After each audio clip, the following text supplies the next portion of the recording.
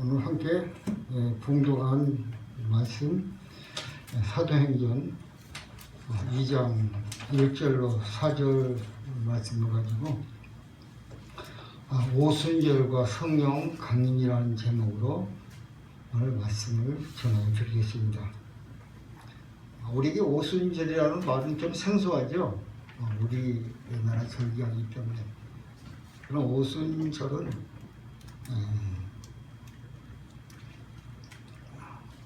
우리 신앙과 깊이 관계를 맺고 있는 절기입니다. 오늘 카렌더를 보게 되면 오늘이 성령 강림이라 이렇게 되어 있는데, 사실 오순절은 우리나라 절기하고는 한 두세 살 차이가 있습니다. 그래서 우리는 지금 6월달인데 아마 이스라엘 절기로는 8, 9월달이 될 겁니다. 가을 절기예요. 그래서 오늘 이 오순절과 성령 강림에 어떤 하나님의 뜻과 섭리가 있는지 우리 살펴보는 시간을 갖도록 하겠습니다. 그래서 오순절은 이스라엘의 3대 절기 중 하나입니다. 이스라엘에서는 3대 절기로 지키는 절기가 6월절, 그래서 무교절이죠. 늘 없는 빵을 먹는 무교절, 6월절 있고, 또 오순절, 초막절, 장막절, 수장절 이렇게 해서 3대 절기가 있습니다. 왜 이스라엘 절기가 이렇게 중요하냐? 이 모든 절기들은 하나님과 관계에 지어지기 때문입니다. 6월절은 이스라엘이 해방의 날이죠. 출애굽한 그 날이고, 오순절은 그 시내산에서 율법을 받는 기념 날이기도 합니다. 후에는 풍성한 수확의 그 절기이기도 합니다. 초막절은 이스라엘 광야 생활을 기념하는 절기입니다. 자, 이스라엘의 절기가 왜 중요하느냐 보게 되면은 히브리서는 이 모든 모습들이 우리의 구속에 완성하는데, 하늘나라 백성으로 성령하고 나가는데 모두 함께하는 말씀이기 때문에 그렇습니다. 연결 지어진다. 예수 그리스도와 연결지기 때문에 이 같은 절기에 담겨 있는 우리 영적 교훈은 절대 놓쳐서는 안 될 줄 믿습니다. 먼저 저는 이 오순절 절기에 앞서 우리 예수님께서 살아계실 때 두 가지 말씀을 하신 것이 기억납니다. 그래서 아마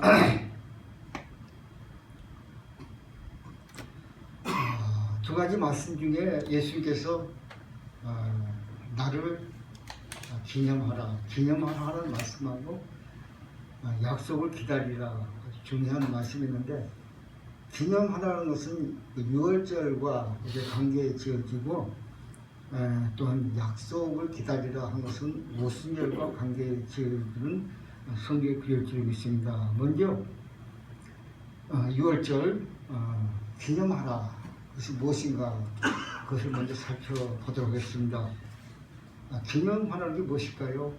오늘 예배 전에 순국 선의에 대한 피를 뜬 유교의 것을 우리는 기억하고 잊지 말라는 것이 기념하라는 것입니다. 잊어서는 안 된다. 그것이 기념하라는 것인데, 중요하기 때문에 기념하라. 우리나라에도 기념하는 절기가 많이 있죠. 날들이 많이 있죠. 8.15 해방 잊어서는 안 되고, 3.1운동도 잊어서는 안 되고, 그럼 잊어서는 안 된다. 그래서 특별히 기억하는 날로 정해서 지키는 줄 압니다. 그렇다면 우리 예수 믿는 사람으로서 예수님께서 성경에 기념하라 했는데 그것을 놓쳐서는 안 되겠죠. 기념하라. 그것은 무엇입니까? 성찬입니다. 성찬을 통해서 나를 기념하라. 이 성경 말씀은 고린도전서 11장 23, 22절 말씀이 있죠. 나는 다른 좀 풀이가 좋은 성경을 가지고 말씀드립니다. 나는 주님에게서 받은 것을 여러분에게 전해주었습니다. 누가요? 사도 바울이 주님에게서 받은 것을 여러분에게 전해주었습니다. 그 주 예수께서는 자비선 날 밤에 빵을 들고, 우리는 떡이죠. 빵을 들고 감사를 드신 다음 떼시며 말씀하셨습니다.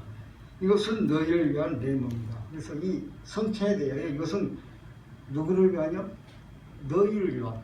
성찬을 떼는 너희를 위한 누구의 몸이요? 예수의 몸이다. 이렇게 이 몸이니 여러분은 나를 기억하여 또 기념하여 이것을 행하라. 성찬하라. 이렇게 성경 기록하고 있습니다. 또 만찬 후에 이와 같이 잔을 들고 말씀하셨습니다.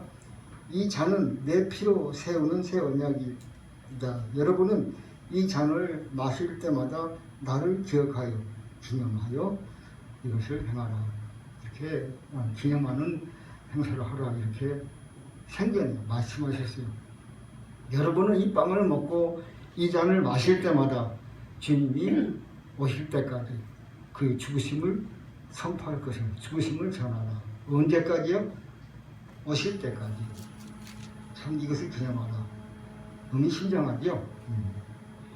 여기에서 쭉 성경을 보게 되면은 이것 성찬을 기억하여 기념할 때 특별히 부탁한 것이 있어요.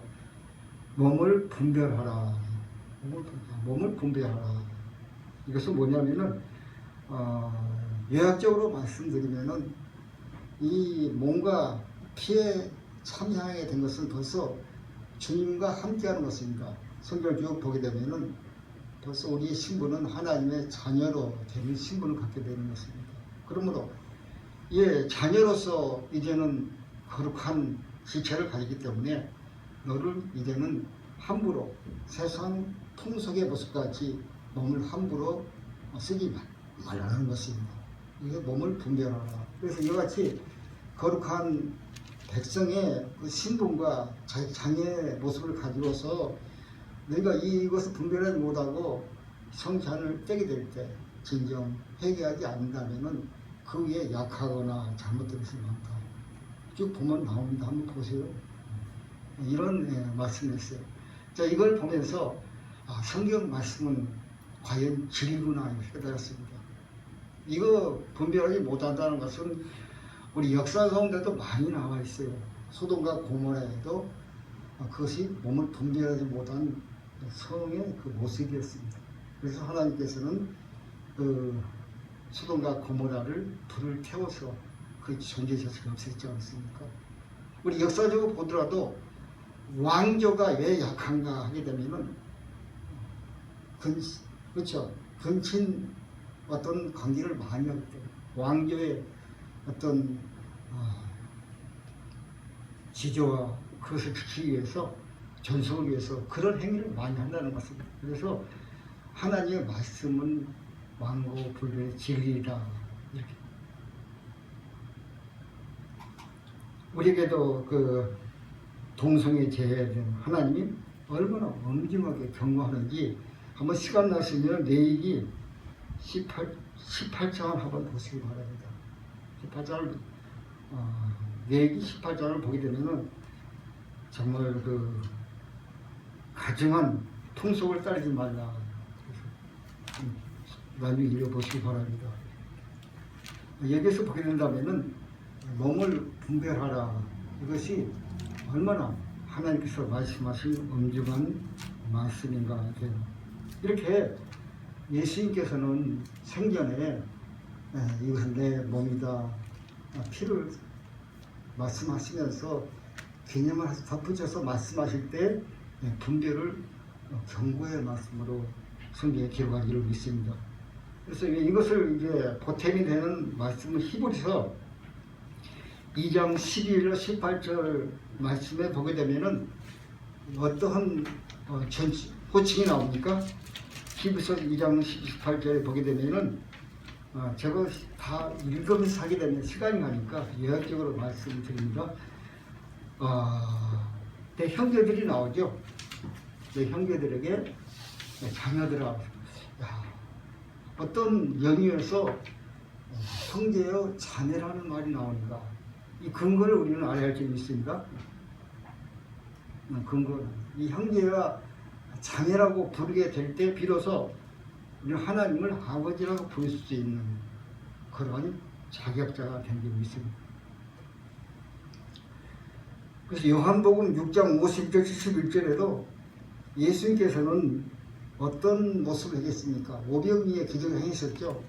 그리고 그때도 어떤 말씀하셨어요? 어떤 말씀하셨습니까? 인자의 살을 먹지 아니하고 인자의 피를 마시지 아니하면 내 속에 생명이 없느니라. 이 생명이라는 것은 하나님이 주신 생명을 말하는 것입니다. 하나님이 주신 생명은 하나님의 나라의 새로운 그렇죠. 자격과 직분과 하나님에 대한 소속이 되는 말씀이 있습니다. 내 살을 먹지 아니하고 인자의 피를 마시지 아니하면 너희 속에 생명이 없느니라. 그래서 생명을 가졌고 마지막 날에 내가 그를 다시 그래서 54절 보게 되면은 이 생명을 가진 자를 마지막 날에 다시 살리리라 이렇게 약속의 말씀을 주고 있습니다. 그래서 이 같은 예수 그때의 죽음을 믿는 자는 자기의 믿음으로 가는 것입니다. 할렐루야. 그 피와 살에 참여한 것은 예수 그때의 죽음을 믿음으로써 그렇죠? 예수부터는 죄만은 나를 위해서 죽으신 것이다. 피를 흘리신 것이다. 그렇죠? 그러므로 그 죽음을 믿음으로 내 죽음으로 받아들이는 것입니다. 그러므로 예수 안에서 나는 죽었으므로 나는 어떤 사람입니까? 이제는 예수 안에서 새로운 생명을 받은 사람이 좀 있습니다. 성경은 이제 깊이 더 들어가죠. 예수님께서는 그들을 형제들이라고 부르는 것을 조금도 부끄러워하지 않으셨다. 할렐루야. 네. 여러분은 우리를 예수님께서는 형제라고 부르는 것을 어떻게 했다고요? 조금도 부끄러워하지 않으셨다. 제가 하는 말 성경에 그래서 내가 주의 이름을 내 형제들에게 선포하고 나와 그리고 하나님께서 내게 주신 자녀들입니다 하고 말씀하십니다. 그래서 하나님께서 내게 주신 자녀들입니다. 하나님께서 누구를요? 여러분들을 주님께 주신 자녀들이다. 그래서 조금 더 들어가면은 그 피와 살이 어떤 근거를 갖는가 나옵니다. 그래서 예수님께서는 어떻게 됩니까? 맏아들이라. 성경은 예수님을 맏아들이라. 우리 형제간들 많죠. 제일 큰 장남을 맏아들이라고 그러죠. 그리고 쭉 자녀들을 낳으면은 형제, 자매, 둘째, 셋째 이게 옛날에는 형제들이 많았어요. 그렇죠? 우리는 때만 해도 보통 17, 11. 요즘은 많아야 셋, 둘, 하나죠. 하여튼 그 중에서 장남이 있고 장남이라고 그러죠. 그걸 맏아들이라고 그러고 그 뒤에 있는 자녀들은 그 자녀들이라고 부르지 않습니까? 성경은 자 이것은 무엇인가? 자녀라 부를 수 있는 근거의 중요한 사실은 뭔가? 왜 그렇습니까? 여러분 쉽게 얘기하는 게 뭐예요? 피와 살, 그렇죠? 피를 속이지 못한다. 부모의 그 속에서 피를 속여. 그래서 육에 속하여 있다. 서로가 피를 나눴다. 우리 찬송가에도 어떤 찬송이 있습니까? 한 피로다 한 몸이면 형제 그런 찬송도 있죠. 이것이 우선 우리 형제 보이는 형제로 얘기하지만은 더 그 속의 깊이는 예수의 죽음을 밀모로 받아들인 형제라는 것을 성경은 찬양은 말하고 있습니다. 그 로마서에서 보게 되면 8장 29절 하나님께서는 미리 아신 사람들을 자기 아들의 형상을 닮게 하시려고 또한 미리 정하셨는데 이것은 그 아들이 많은 형제들 가운데서 맏아들이 되도록 하시기 위함이니라. 할렐루야. 성경이 이렇게 증거하고 있습니다. 예수님을 맏아들 삼으신 것은 예수님 그들을 통하여서 누구를 저형을 자녀 삼기 위하여. 이렇게. 누구의 자녀입니까? 자녀는 하나님 아버지. 그래서 우리 아버지라고 부를 수 있는 것입니다. 히브리서에도 그분이 맏아들을 또다시, 맏아들이라고 했어요. 예수의 세상에 다시 오실 때는 재림 때이죠. 재림 때. 또다시 세상에 보내실 때는 하나님의 천사들이 그에게 경배하리라 하셨습니다. 그래서 쭉 보게 되면 지금은 천사들이 그렇게 섬기는 경배하는 모습을 우리에서는 잘 보지 못하죠. 그렇지만은 새로운 나라 주님이 오시게 된다면은 이제는 그 위치가 바뀌게 되는 것입니다. 천사들이 이제는 하나님의 자녀들을 받들게 돼 있어요. 할렐루야. 여러분 지금은 내 모습을 보게 되면 여러분 여러 그냥 생각이 있겠지만은 그때까지 믿음을 잘 지키고 나가야 된다면 누구에 받들는 것입니까? 천사들에게. 성경에 약속한 말씀입니다. 그렇죠. 고린도교에서 가장 그 예찬에 대해서 아주 그 심한 경고의 말씀이 있죠. 예찬은 무엇인가? 피와 살을 나눈 형제의 도리에 맞지 않는 행위를 했다 이 말. 그리고 그런 성적인 문란도 있었죠. 거룩한 하나님의 자녀로서 분별된 모습인데 그의 신분에 걸맞지 않게 몸을 함부로 다했다. 그래서 고린도교회에 대하여 아주 질책을 하는 모습을 볼 수가 있습니다. 그래서 형제 하나님의 자녀들이며 주의 형제라고 얘기하고 있습니다. 예수님께서도 마찬가지로 그들과 함께 살과 피를 나누어 가셨습니다. 그것이 성찬이에요. 예수님의 십자가 죽음을 우리가 기념하는 그것과 더불어서 형제로서 한 거룩한 신분에 들어가는 그런 기념하는 좋아요 안 좋아요? 그렇죠. 이렇게 거룩한 나의 모습이구나. 그것은 자신의 죽음을 통하여 죽음의 권세를 가진 자 곧 마귀를 파멸하시고 죽음이 도리한 일생 동안 종소양매에 있는 사람들을 풀어주기 위함이니라. 할렐루야. 이제 여기 자녀로서 이제는 그 신분에 확실한 믿음을 갖게 한 우리에게 다시 이제 오순절이라는 그 절기를 통해서 성령으로 강림했는데 그것은 무엇일까요? 자유를 주기 위하여. 할렐루야. 모든 마귀의 권세를 풀어주기 위하여. 아직 우리가 그때는 이르지 않았지만은 여러분 믿음으로 선포하고 나가야 된다면은 그 결박들이 풀어집니다. 할렐루야.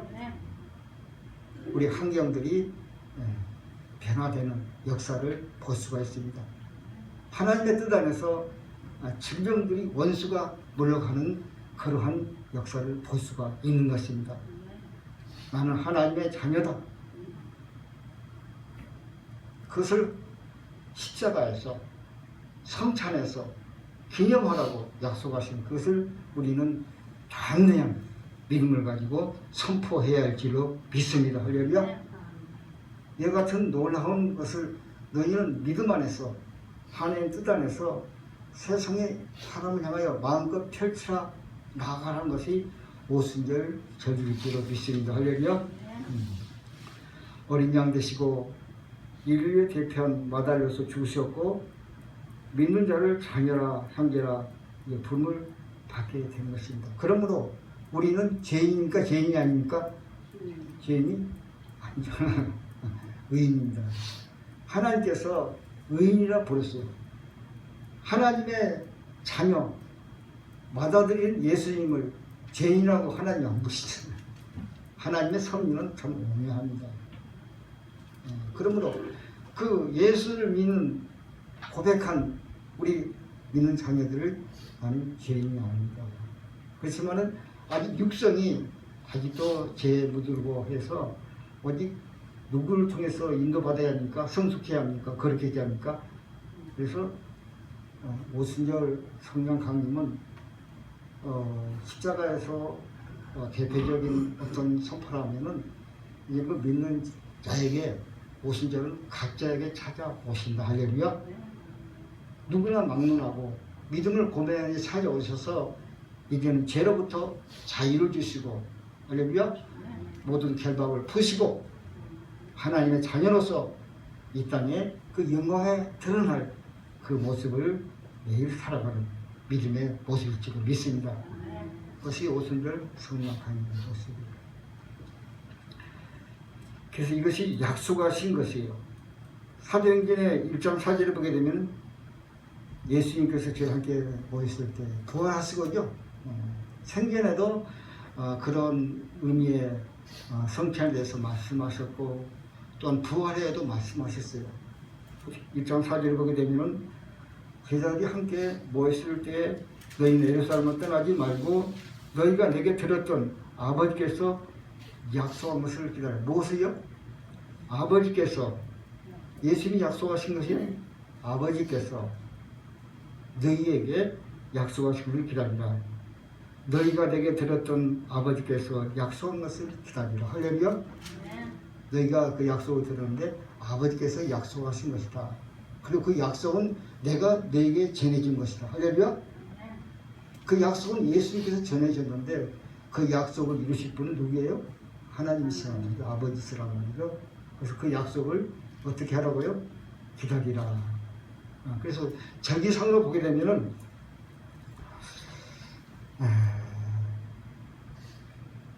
무교절, 오순절은 우리가 가을 되면은 모든 작물 다 추수하죠. 아주 풍성하죠. 그런 절기와 이런 성령 강림이 맞게 되어 있는 것입니다. 할렐루야. 그래서 이 땅에 하나님의 자녀로 하나님의 뜻 가운데 충만히 채운다는 것입니다.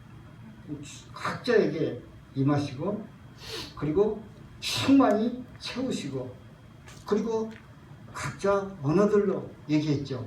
이것을 꼭 뭐 각국 언어, 영어, 일본어 그런 것도 되겠지만 더 깊은 뜻은 이같이 성령의 능력과 주도 안에서 전파된 말씀은 모두 신령을 깨뜨리고 하나님의 백성을 해결할 수 있는 길을 연다는 것으로 우리 믿어야 할 줄 믿습니다. 하나님의 능력의 말씀은 견고한 그러한 이론과 모든 것을 파하고 할렐루야. 생명의 말씀이 우리 심령을 하나님을 향해서 마음껏 항의할 수 있는 그런 좋은 은혜를 더해 주는 우리 성령 강림으로 받아들여야 할 줄 믿습니다. 그 요한복음에도 나와 있죠. 보혜사하고 아버지께서 내 이름을 보내신 성령께서 그가 너에게 어떤다고 모든 것을 가르치시고 내가 너에게 말한 모든 것을 무엇이든지 생각나게 하리라. 할렐루야. 여러분 이것은 내가 판단해서 이것은 내가 좋은 것이고 이것은 해야 할 것이고 안 해야 할 것이고 우리의 삶 가운데 그런 것이 있어요 없어요? 만나다 보면 별거 다 만나고 행하게 되죠. 성경은 모든 것이라고 말하고 있습니다. 믿음으로 여러분 살아가면서 여러분의 다가오는 생각으로 환경으로 사건으로 모든 것을 주님께 기도하면서 바른 지혜로 인도받는 복을 받으시기를 예수님을 축원드립니다. 자, 2장 1절에 우리가 읽었던 이 말씀 한번 4절까지 다시 한번 봅니다. 시작.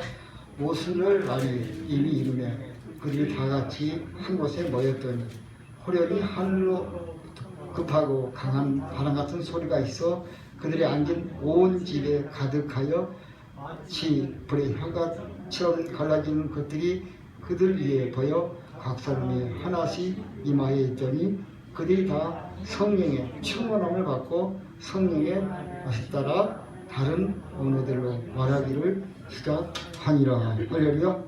아까 얘기했듯이 오순절은 아주 풍성한 가을 추수기인 것입니다. 처음 추수가 보리부터 시작해요. 저는 시골에 있었기 때문에 추수의 시기를 대강 알 수가 있어요. 보릿고개라는데 보리가 추수하기 전까지는 곡식이 없어서 보릿고개 매우 배고팠어요. 먹을 게 다 떨어졌어요. 배고프다 이제 보리가 추수되면 그때부터 이제 양식이 되죠. 그때부터 천이삭을 드리는 맥추절이라고 그것을 천이삭을 하나님께 드리는 맥추절로 시작해서 이제는 몇 날입니까? 49일째 다음 날까지 밀추수까지 해요. 밀추수가 맨 나중에 하게 되죠. 49 다음 날이 오순절이에요. 7주간을 지난 다음 날이 처음 이삭을 드리는 보리이삭을 처음 드리는 그 날부터 시작해서 이제 7주를 지나고 그 다음 날이 오순절, 50이라는 말이 오순절이에요. 50. 그 다음에 그런데 그날 신약 성경에는 어떤 일이 났습니까? 예수께서는 아버지께서 내게 약속한 것을 기다렸는데 그 약속한 것이 어떤 것입니까? 성령이 오셨다. 그 오셨던 그 모습을 우리는 어떤 모습이야 합니까? 이제 이해가 안 되고 내 마음에 다시 오게 한다면은 성경 말씀을 펴놓고 하나님께서 약속했던 말씀인데 내게도 그 약속이 성령 충만 임에게 주셔서 기도하는 우리가 되어야 할 줄 믿습니다. 기도하면은 하나님께서 그래 우리 자녀들이지 않습니까? 여러분 자녀들이 조르고 해달라는데 무시하는 사람이 있습니까? 해주죠. 우리 하나님의 자녀들이므로 거하라 너에게 주실 것이로 찾으라 찾을 것이라 두드리는 자마다 열릴 것이라. 할렐루야. 이와 같은 하나님의 약속이 있으므로 자녀로서 이제는 하나님 뜻 안에 합당한 기도와 소망과 믿음이 바짝 펼쳐지길 예수 이름으로 축원드립니다. 그런데 그때 내게 보게 되면은 내게도 이미 하나님께서는 이 절기에 대해서 이스라엘에 얘기했어요. 그렇죠? 얘기했어요. 내기 23장부터 그런 절기가 나와 있고 이 출애굽기에도 23장에 나와 있으니까 한번 보시고요. 그 한 구절을 보게 되면은 그때 무엇을 드리냐면 떡 2개를 드리라고 했어요. 떡 2개를 천 이삭과 함께 추수한 그것을 드리라 그랬는데 그 크기를 보니까 얼마 크기예요? 10분의 2 에바. 굉장히 에바가 뭔가 한번 봤더니 1에바가 22리터이더라고요. 그러면 10분의 1리터이면은 어느 생수병이 생각나더라고요. 생수병 하나가 2리터인데 상당히 큰 떡이죠.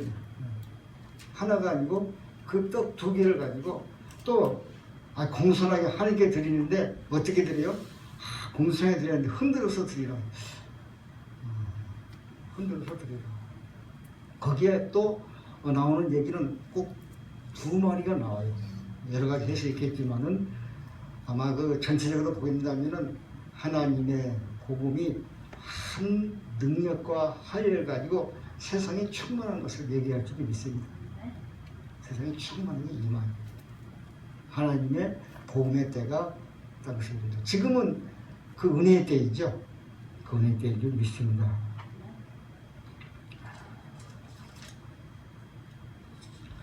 이것은 초대교회가 처음 맞이한 오순절 절기입니다. 초대교회가 처음 맞았던 오순절 절기이기도 합니다.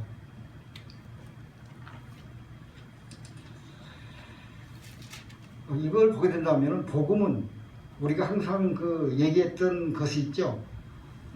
주님의 그 5손가락이 이것은 계속 이스라엘 절기하고도 연관선상이 있어요. 그렇죠? 그리고 예수님께서 이 땅에 이루었던 사역과도 연상선상이 있어요. 그렇다면 우리는 하나님의 자녀로서 우리의 구원을 완성하는 단계일 줄 믿습니다. 또 하나가 뚝 떨어진 게 아니라 전부 관계에 대해지고 연관된 모습일 줄 믿습니다. 하나님의 밝은 빛이 드러나고 이제는 참된 말씀을 우리 매일 강구해야 할 줄 믿습니다. 옛날에는 선지자를 통해서 여러 번 여러 방법을 우리 조상에게 말씀하셨고, 그래서 이 절기도 포함되는 것입니다. 어떤 선지자의 예언도 포함되는 것입니다. 여러 모양과 여러 방법으로 누구에게요? 조상들에게 말씀하셨고, 자, 마지막 때에는 아들을 통해 우리에게 말씀하셨습니다. 지금은 어느 때요? 마지막 때에는 예수님께서 그 모든 것을 다 놔두고 그 본 위에 예수님을 나타나셨다. 여러분, 그림을 그려보게 되면 그림 그릴 때마다 어떤 처음에는 밑그림을 그리죠. 이렇게 아주 확실한 그림을 그리기 전에 밑그림을 그리는데, 쉽게 이해하자면은 그 이야기의 모든 것은 마치 예수님께서 이제는 나타날 그 밑그림에 불과했다. 그리고 예수님께서는 그 실제로 그림이 아니라 이제는 실제로 주님이 오셨고, 실제로 성령님께서 주관하는 모습이 오셨다. 이렇게 말씀할 수가 있습니다. 풍성한 절기이다. 자, 2장 4절에 보게 되면은 그런데 갑자기, 다른 성경을 한번 볼게요. 그런데 갑자기 하늘로부터 바람이 부는 것 같이 소리가 있었고, 그 소리가 그들이 앉아있는 온 집에 가득 채웠다. 그리고 마치 불꽃이 혀들처럼 갈라지면서 그들에게 나타나 각 사람 위에 내려 앉았다. 그러자 그들은 모두 성령으로 가득 채워졌으며 성령께서 그들에게 주신 능력에 따라 다른 언어들로 말씀하셨다. 할렐루야. 세상의 설교가 저는 이렇게 생각합니다. 성경 말씀을 읽고 믿음으로 받아들이면 이 성경 말씀이 성령이 여러분을 감동시킨 것이 최대의 상이라고 생각합니다. 그런 한번 기도를 드려보시기 바랍니다. 약속의 말씀을 기다렸던 그 120문도가 어떤 상황이었냐면 굉장히 어려운 상황이었죠. 어려운 상황이었어요. 이제 그렇게 3년 반 동안 그렇게 짐을 모셨던 그 주님이 십자가에서 돌아왔어요. 남긴 거라고는 눈에 보이는 것은 아무것도 주지 않았어요. 그래서 눈에 보이는 게 없어요. 세상 권력이나 힘이나 어떤 물질이나 그런 거 하나 주지 않았어요. 오직 너희는 어떻게 하라고요? 약속한 것을 기다리라. 이걸 말씀하셨어요. 앞으로 어떻게 살아갈까?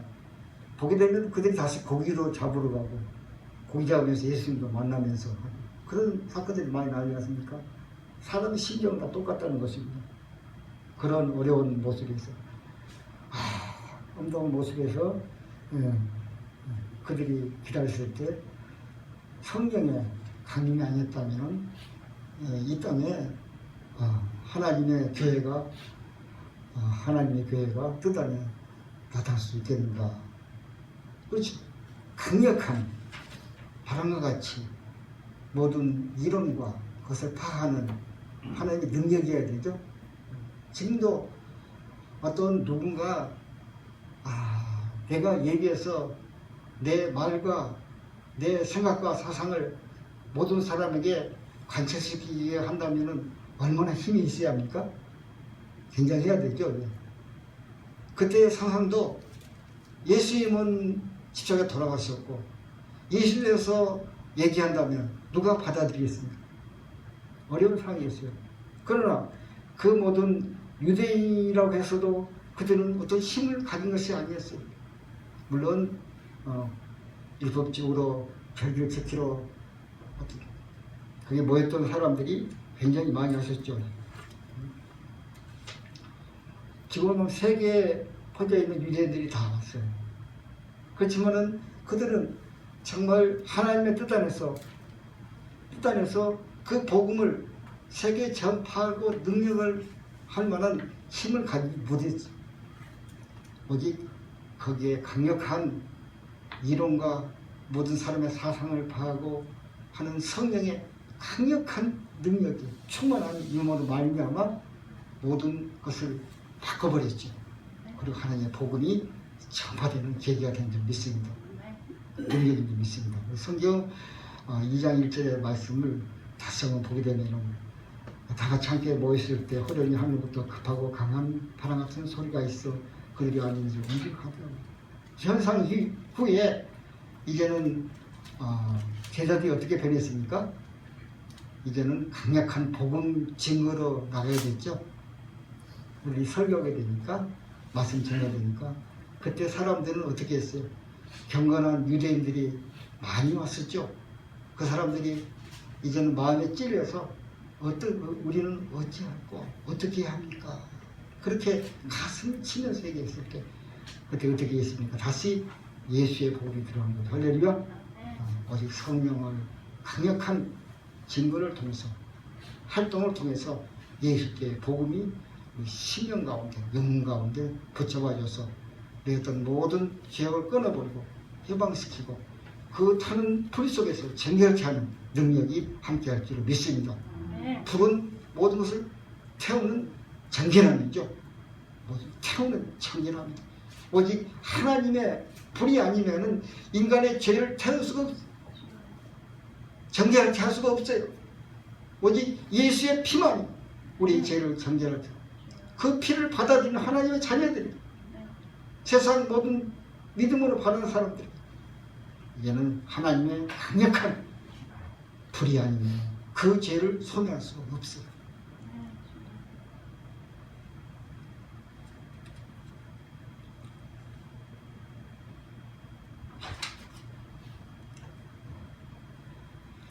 그때 베드로의 설교는 세계의 언어로 통역됐습니다. 지금도 보게 되면 요즘은 기기가 많아서 뭐 그냥 바로 통역해서 바로 그냥 전달받게 되죠. 지금은 그런 인간적인 기계가 없었더라도 하나님의 성령은 그렇게 하셨습니다. 할렐루야. 하나님의 성령은 그렇게 하셨어요. 그 모든 각각의 언어들이 있었지만 베드로가 얘기했을 때, 제자들에게 그들은 물었을 때 제자들은 그들에게 복음에 합당한 말씀들 전하는 줄 믿습니다. 다 전해줘서 하나님의 그 복음을 바로 깨닫고 마음에 받고 이제는 하나님의 뜻을 세계에 펼칠 수 있는, 세상을 가득 채울 수 있는, 모든 사람이 다 복음에 들을 수 있는 그러한 놀라운 계기를 허락한 줄 믿습니다. 대표로 이렇게 얘기하면 되는데 각 사람에게 임하는 그런 것도 있어요. 성령은 각 사람에게 임했다. 할렐루야. 그래서 하나님께서는 각 사람에게 임했다는 여러 모습이 있겠지만은 우리의 형편과 모습 따라 함께 하신다는 것을 아시기 바랍니다. 일률적으로 어떤 표준으로 내가 이렇게 했으니까 이렇게 하라, 그것이 아니라 인격을 전부 존중한다는 모습입니다. 모든 사람의 인격을 살피시고 우리 헌금 드릴 때 마냥 찬양 드리는 것이 감격하는 것이 그래 내가 어떤 모습인데 그것을 거슬리지 않고 그것이 바로 될 때까지 인도했다는 그런 감동이 있지 않습니까? 그래서 성령께서 각 사람에게 오신 것은 이제는 각 사람을 하나님의 합당한 인격과 성품을 지배해 오신 줄 믿습니다. 함께 하신 줄 믿습니다.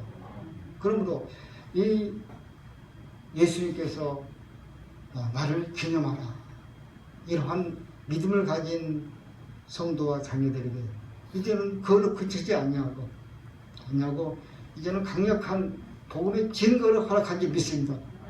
성령의 강력한 증거가 임할 때, 충만할 때 이제는 여러분도 그 마음의 어떤 상태를 보게 되면은 여러분 알 수가 있어요. 내가 우울한 모습이다 생각한다면 우울할 때 어떻습니까? 구석에만 찾게 되고 움츠러들고 자신감이 없어지고 막 그렇지 않아요. 그렇지만은 내 마음에 어떤 힘이 탁 차게 되면 어떻습니까? 할 수 있다고, 자신 있다고 하지 않습니까? 인간적인 심정의 상태도 이 변화를 할 수가 있는데 하나님의 성령께서 어떻게 했습니까? 하나님의 영원한 기업을 받을 자녀들에게 하나님께서는 그 성품을 함께 하시는데 감사하고 기뻐하고 소망을 가지시기 바랍니다. 어떠한 모습이든지 하나님께서는 구원할 능력이 있는지 믿습니다. 우리 교회 기적이 일어나는 것은 그 잉태하는 기도를 드리게 되면 기적이 나타나죠. 하나님 하신 걸 좀 믿습니다. 하나님 하십니다. 그 외에도 모든 것도 하나님께서는 능치 못함이 없습니다. 말씀은 능력이 있는 줄 믿습니다. 할렐루야. 세상의 설교는 사람이 전하는 모든 것보다도 성경 말씀을 펴놓고, 할렐루야. 성령님 그 사도행전의 모습같이 여기도 임하여 주옵소서. 할렐루야. 역사에 주옵소서. 함께 하시라고 기도하는 여러분 되시기 바랍니다. 기도할 때 여러분의 모든 어두운 부분을 다 해치시고 받고 하나고 힘있고 능력 있는 소망의 삶이 살게 될 줄로 믿습니다. 이제 이 큰 은혜의 때가 지나고 있는 것입니다. 사랑하는 여러분, 자녀들입니다. 우리는 이 은혜 지나기 전에 이제는 더 큰 은혜를 구하고 당기는 우리가 되어야 할 줄 믿습니다. 초막절이라는 것은 주님이 오시는 것입니다. 초막절은 은혜 때가 끝나는 것입니다. 그때에는 더 은혜 때가 계시지 않아요. 초막절이 되기 전에 이 은혜 때에 은혜 위에 은혜죠. 큰 은혜죠. 이보다 큰 은혜가 어디 있습니까? 이 은혜 때에 우리는 이제는 예수님의 피와 살을 분별하는 우리가 되어서 몸을 분별하라. 아까 이 내이지와 그 말씀 한번 읽어보시면은 몸에 분별하는 것이 이렇게 심하구나 마음에 오지겠습니다. 우리는 옛날에 이방 때 그 풍습을 따랐고 마음이라도 그런 생각을 가졌었는데 아마 이 법에 거리에서 항상 못했죠. 했는데 이토록 하나님의 백성이 된다는 거, 거룩이라는 것은 이렇게 심하고 깊이가 있구나, 진실하구나 깨닫고 이제는 그 피와 살의 몸의 분별을 늘 기억하고 균형하여서 그 약속의 성령으로 충만하여서 주님의 영광과 함께 할 수 있는 복을 늘 기다리는 소망하는 여러분 되시기를 예수 이름으로 축원드립니다. 사랑의 아버지 하나님, 오늘도 하나님 아버지께서 그 말씀에 하나님 자녀들에게 큰 역사를 이루어 주심을 믿습니다. 사람이 전하는 것보다도 우리 하나님께서 성령의 감동을 통하여 그 놀라웠고 오묘한 말씀을 깨닫게 해주셔서 지혜와 총명과 능력과 권세를 가지고 하나님 자녀로서 자유롭고 행복한 믿음의 삶을 살아가도록 인도하여 주시옵소서. 주님께서는 구하고 참는 것에 허락한다 해사오니 믿음으로 구하는 우리 되도록 기도하는 우리 되도록 역사하여 주시옵고 함께하여 주시옵소서. 우리의 모든 간구와 신앙이 근치지 아니하며 점점 나아가며 앞으로 나아가는 믿음의 전율을 성숙을 함께하여 주시옵소서. 예수 그리스도 이름으로 기도드립니다.